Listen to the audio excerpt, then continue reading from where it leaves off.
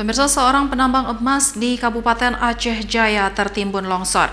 Proses evakuasi korban pun berjalan dramatis setelah korban terjepit di dalam lubang galian sedalam 10 meter.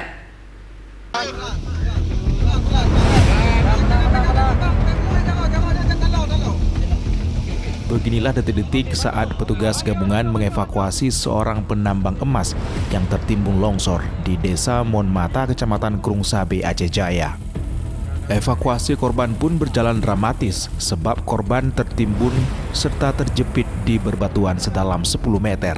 Korban yang sudah terjebak selama 13 jam dalam lubang ini pun langsung dievakuasi oleh tim Basarnas dengan menggunakan tali pengikat agar korban bisa ditarik ke atas.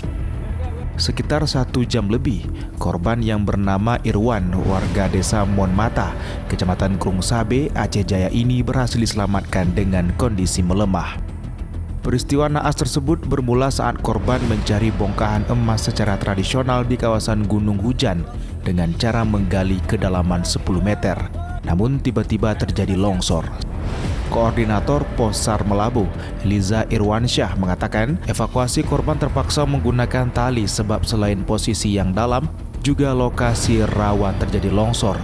Jadi mengevakuasi harus berhati-hati. Proses untuk evakuasi itu berjalan sekitar 1,5 jam sampai lokasi, karena lokasi sangat sempit. Kita membutuhkan sangat hati-hati ya, karena memang pada saat kita melakukan evakuasi itu bebatuan juga jatuh lagi. Kita evakuasi dengan teknik lifting, kita tarik. Setelah berhasil diselamatkan, korban langsung diberikan pertolongan pertama dengan menggunakan infus oleh petugas. Selanjutnya korban langsung dibawa ke rumah sakit. Dari Kabupaten Aceh Jaya, Absah Ainus melaporkan.